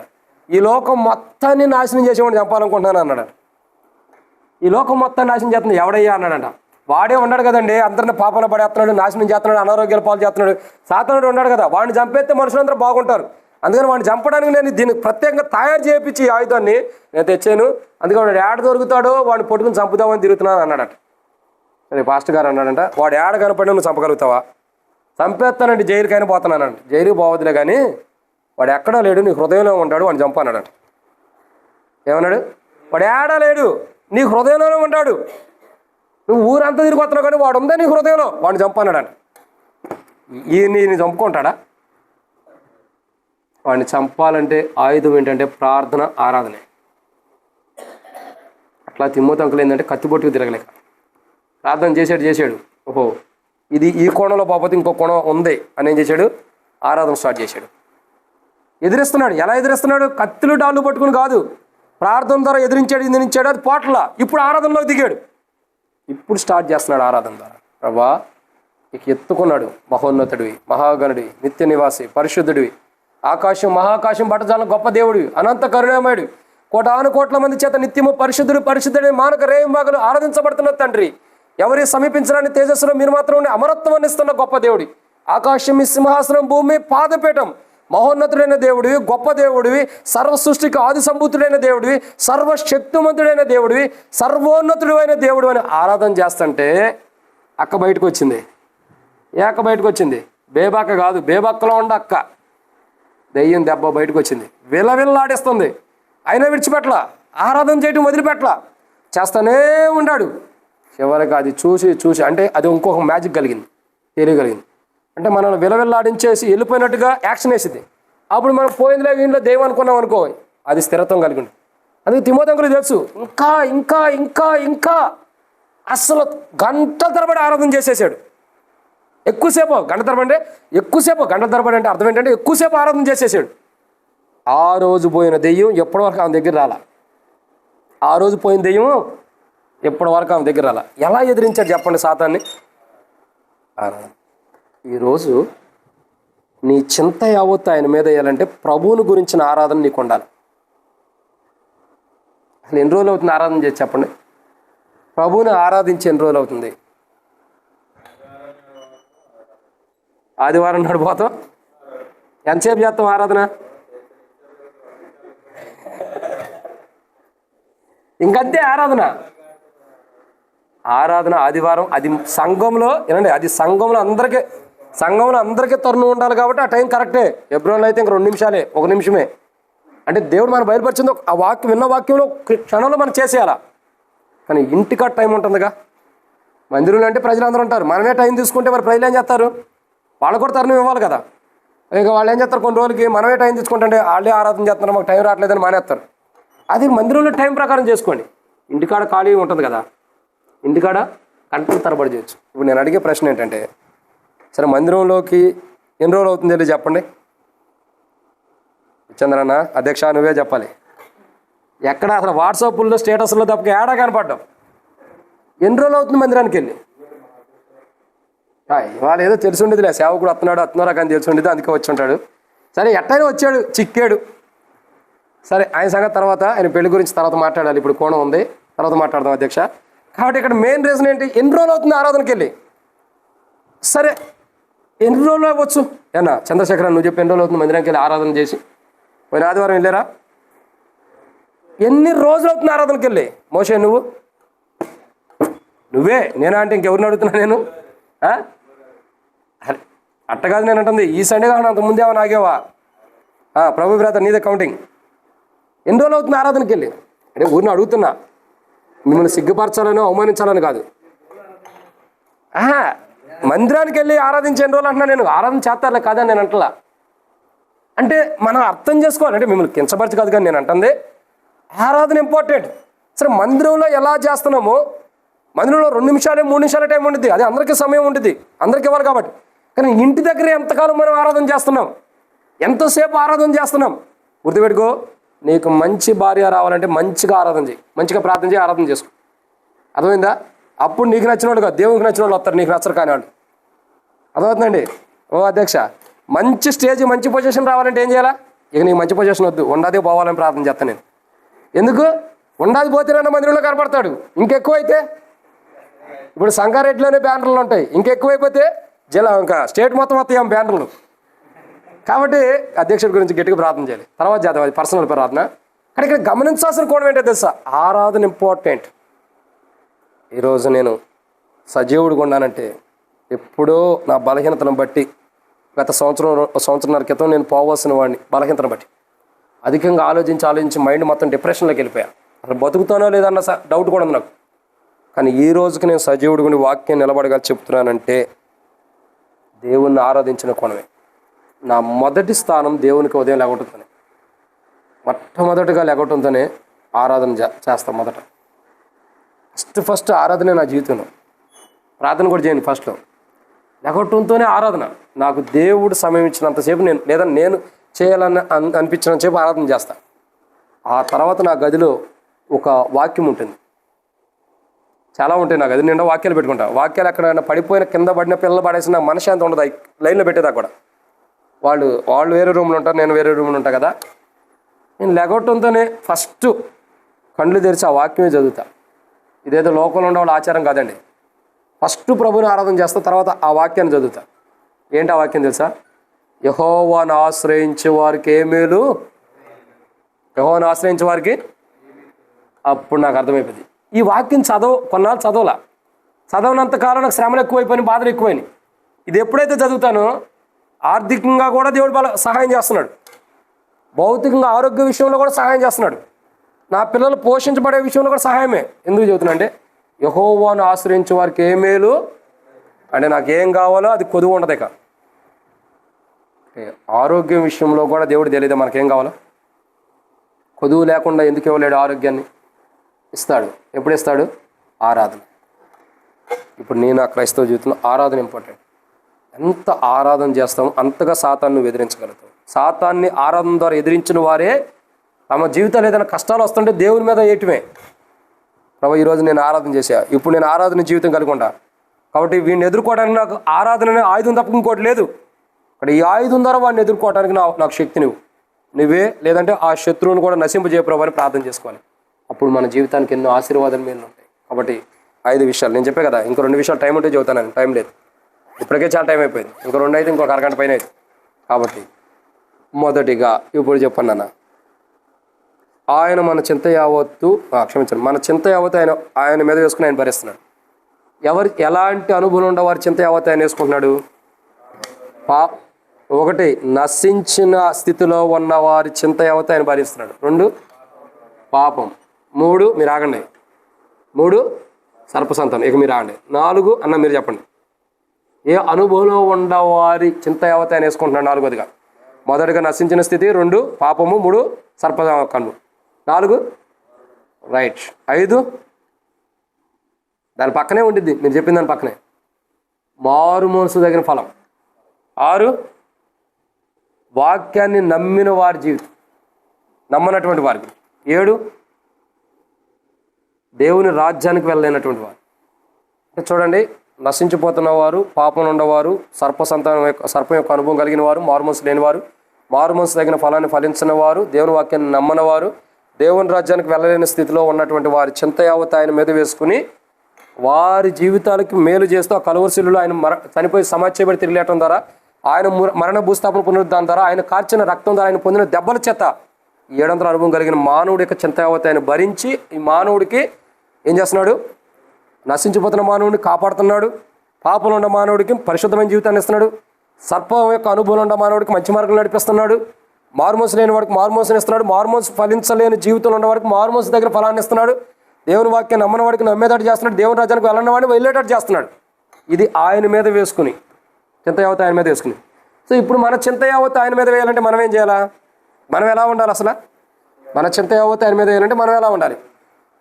మొదటిగా స్థిరముగా కాదు, స్థిరమైన బుద్ధి అని చెప్పాలి. ఎలా ఉండాలా? స్థిరత్వం కలిగిన బుద్ధి. 2 మెలకుగా ఉండాలి. 3 ఎలా ఉండాలి? 3 ఎలా ఉండాలి? శ్రమలు ఎవరి ద్వారా వస్తున్నాయో గుర్తెరిగి ఉపవాస ప్రార్థన ద్వారా దాన్ని ఎదుర్కోవాలి.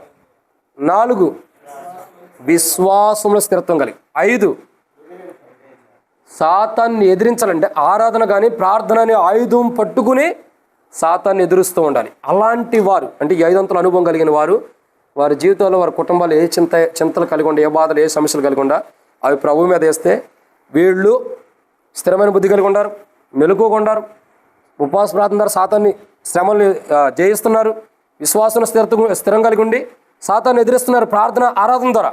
కానీ ఇలాంటి 500 అనుభవం కలిగిన వ్యక్తి తన చింతలు కానీ తన బాధలు తన జీవితంలో ఏమన్నా ఉంటే, నువ్వు చేసుకున్న ప్రార్థన ద్వారా నువ్వు చేసుకున్న ఆరాధన ద్వారా పోకపోతే ఇంకేమన్నా మిగులుంటే కొన్ని పరిస్థితులను బట్టి వాటిని ప్రభు మీద వేసినప్పుడు, ఈ 500 అనుభవం కలిగిన జీవితం మనలో ఉండి వీటిని మనం ప్రభు మీద వేసినప్పుడు అప్పుడు ప్రభు ఏం చేస్తాడు?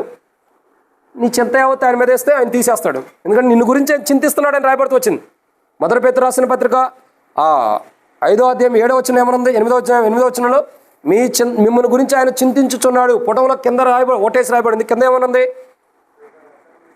ఆయన చదవండి, ఏమని రాయబడుతూ వచ్చింది? 1 అనేసి ఉంది కదా కింద. ఆయన మన గురించి లక్ష్యం ఉంచుతుందంటే మన గురించి చింత కలిగి ఉన్నాడు. మన చింత యావత్తు ఆయన మీద వేస్తే మనను గురించి ఒక లక్ష్యము, ఒక ఆలోచన, ఒక ఉద్దేశం ఆయన కలిగి ఉన్నాడు అంటే మనం ఏం చేయాలా? మన చింత యావత్తు ఆయన మీద వేసి మనను గురించి ఆయన ఏ ఉద్దేశం కలిగి ఉన్నాడు, ఆయన మనల్ని ఏ స్థితిలో ఉంచాలనుకున్నాడు ఆ స్థితికి మనం వెళ్తాం.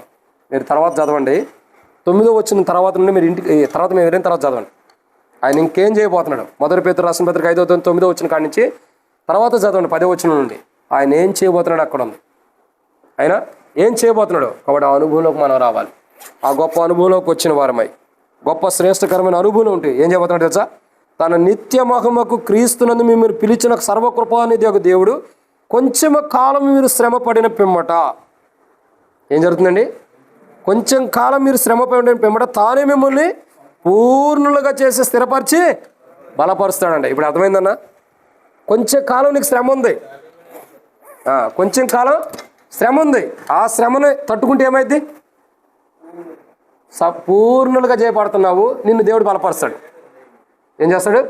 బలపరుస్తాడు. ప్రకటన గ్రంథంలో ఒక మాట ఉంది, కొన్ని దినములు మీకు శ్రమ కలుగును, 10 దినములు మీకు శ్రమ కలుగును, మరణం వరకు నమ్మకంగా ఉండమంటున్నాడు. శ్రమ అన్నది ఖచ్చితంగా వస్తాయి. మనం ఏం చేయాలా? కొన్ని దినాలు మనం ఓర్చుకోవాలి ప్రార్థన ద్వారా, ఆరాధన ద్వారా. అప్పుడు ఏం జరుగుతాయి? మనం ఓర్చుకోలేని మనకు రావు. సాధన ద్వారా వస్తున్న దాన్ని దేవుడు ఆపేస్తాడు. కొన్ని దినాలు మన శ్రమను ఓర్చుకుంటే ప్రతి దానికి మనం ఏం చేయాలంటే తొందరపడు ఉద్రేకంతో ఏదో అయిపోతుందన్న ఫీలింగ్ ఉండకూడదు. దాన్ని ఎలా ఎదుర్కోవాలి?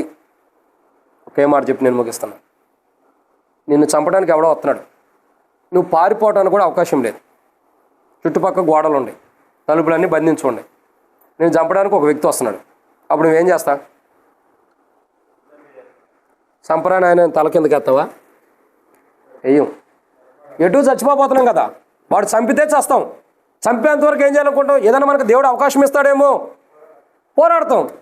అదే ఆ పోరాటంలో పోరాడే వ్యక్తి శ్రమలను ఎదుర్కోగలుగుతాడు.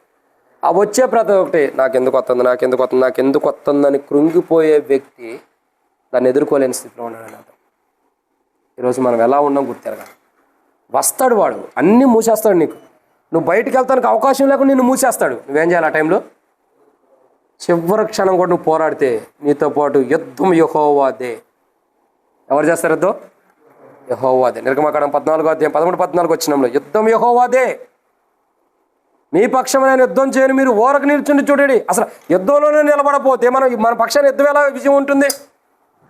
శ్రమలు వస్తాయి కొన్ని దినాలు. ఆ కొన్ని దినాల శ్రమలు ప్రభు నిమిత్తమై ధైర్యంగా నిలబడితే యుద్ధం మన పక్షాన్ని దేవుడు చేస్తాడు. కొన్ని రోజులే ప్రతిదాన్ని మనం విమర్శించి పట్టించుకోకుండా, ప్రతిదాన్ని ఆలోచించి, ప్రతిదాన్ని కూడా ఇదెందుకు జరుగుతుంది, అదెందుకు జరుగుతుంది, అట్టెందుకు అని ఆలోచించుకోకుండా ఏది చేసినా దేవుడు నాకు మేలే, ఏదో ఎంతైనా నువ్వు మేలు చేయగలిగిన వాడి, మేలు చేసేవాడి అని ప్రభు మేలు చేస్తాడు. కాబట్టి మనం ఏం చేయాలా? ఆయన మన గురించి చింతిస్తున్నాడు. మనం ఏ స్థితిలో ఉన్నామో ఆ స్థితిని చూసి ఆయన చింతిస్తున్నాడు. మనం ఇంకో మార్పు చెందిన వారమై ప్రభు సన్నిధిలో మన చింత యావత్తు ఆయన మీద వేయాలంటే మనం ఎలా ఉండాలో కూడా చూసాం. ఎవరి గురించి చింతిస్తున్నాడు చూసాం, ఎవరు ఆయన మీద చింత యావత్తు వేయాలో కూడా చూస్తూ వస్తున్నాం. ఈ 500 అనుభవం మనం కలిగిన వారికి ఉండాలి. ఇప్పుడు చెప్పండి, దుర్గయ్య అన్నకే కాదు, మనకి అనారోగ్యాలు, కష్టాలున్న బాధలు ఉండాలి. మనకున్న వ్యాధులు ప్రభు తీసేయని ఆయన మీద వేయాలంటే మనం ఏం చేయాలా? స్థిరమైన బుద్ధి, మెలకువ కలిగిన జీవితం, ఉపవాస ప్రార్థన, శత్రువుని ఎదిరించగలిగిన శక్తి, ఉపవాస ప్రార్థన, స్థిరమైన విశ్వాసం, 5వదిగా ఆరాధన ప్రార్థన అనే ఖడ్గం పట్టుకుని వాడిని ఎదిరించే శక్తి మనకు ఉండాలి. ఎదిరించాలి వాడిని. అప్పుడు వాడిని ఎదురిస్తూ ఉంటే నువ్వు జయించలేకపోయినప్పుడు, శత్రువుతో పోరాడుతున్నప్పుడు నువ్వు వాడిని ఎదిరించే శక్తి నీకు లేనప్పుడు ఎదిరిస్తున్నావు, కానీ ఆ శక్తి నీకు లేనప్పుడు ఆయన శక్తిమంతుడు ఉండి ఏమని రాయబడుతూ వచ్చింది అక్కడ 1 పేతురు పత్రిక 5వ అధ్యాయం 10-11 వచ్చినాల్లో, ఆయన నిన్ను కొంతకాలం శ్రమ అయిపోయిన తర్వాత ఏం చేస్తున్నాడు, పూర్ణులుగా చేసి నిన్ను బలపరుస్తాడు. అంటే శత్రువుని జయించడానికి కావాల్సిన బలము ఆయన ఇస్తాడు. అదే పౌలు అంటాడు, క్రీస్తు చేస్తున్నందున్న కృపచేత నేను బలవంతుని అవుతున్నా. నా కుమారుడు క్రీస్తు చేస్తున్నందున్న కృపచేత బలవంతుడి కమ్ము. పౌలు అంటాడు ఫిలిప్పీయులకు రాసిన పత్రికలో, నేను ఎప్పుడు బలహీనుడినో క్షమించండి బలవంతుడిగా చెబుతున్నాడు. మొదలుగా 2 కొరింథీయులకు రాసిన పత్రిక 12వ అధ్యాయంలో పౌలు అంటాడు కదా, నేను ఎప్పుడు బలహీనున్నప్పుడు బలవంతుణ్ణి, నా బలహీనతల్లో క్రీస్తు శక్తి నాకు పరిపూర్ణం అవుతున్నది. ఆనాడు పౌలుకి ఇచ్చిన శక్తి మనకు కూడా ఇవ్వడానికి దేవుని దగ్గర తక్కువేం కాలే, సమృద్ధిగా ఉంది. ఆ శక్తి దేవుడు మనకి ఇవ్వాలంటే ఏం చేయాలి, ప్రార్థన. అలాంటి నా చింత యావత్తు ప్రభు మీద అర్థం, ఆయన అది భరించాలంటే ఏం చేయాలి మనం, అంటే ప్రార్థన జీవితం కలిగిన వారిని ప్రభు సన్నిధిలో మనం జీవించినట్లు. ఈరోజు నీ చింత యావత్తు ప్రభు మీద వేయాలంటే నువ్వు ఉండాల్సిన 5 అంతల అనుభవం కలిగిన జీవితాన్ని చెప్పబడుతూ వచ్చింది. 5 అంతల అనుభవం కలిగిన జీవితం లేకపోతే ప్రభా ఈ జీవితం నాకు లేదు, స్థిరమైన బుద్ధి కానీ, దేవా మెలుగు కలిగిన జీవితం కానీ, ఉపవాస ప్రార్థన అనుభవం కానీ, లేదా స్థిరమైన విశ్వాసం కానీ, ఆరాధన జీవితం, ప్రార్థన జీవితం ఈరోజు నాకు లేదు, వాటిని తిరిగి ప్రభా, నా తప్పులుంటే క్షమించు, నా పొరపాట్లుంటే క్షమించు, నా విధేయతలుంటే క్షమించి నాకు ఆ జీవితం ప్రభా అని అడుగు. మొదట ఆ జీవితం కొరకు ప్రార్థన చేసుకోండి. తర్వాత ఆ జీవితం కలిగిన మనము దాన్ని ఎదుర్కొంటూ సాతాన్ని వెళ్ళటం కొరకై, మరలా ప్రభు సహాయం పొందటం కొరకై, ప్రభు ద్వారా వాటిని జయించుకోవడం కొరకై మొదట ఆ జీవితం కావాలా. తర్వాత సాతాన్ని ఎదిరించే జీవితం కొరకే మనం ప్రార్థన చేసుకున్నప్పుడు ఏ సాతానుడు నీ దగ్గర ప్రవేశించడు.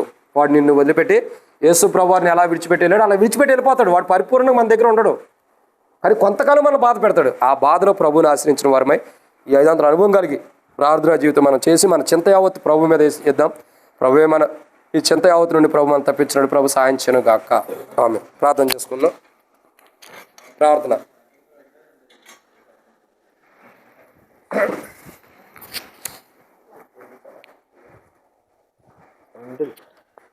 ప్రార్థన చేసుకుందాం. ప్రేమగల తండ్రి, పరిశుద్ధమైన మా దేవ, మీకు వందనాలు.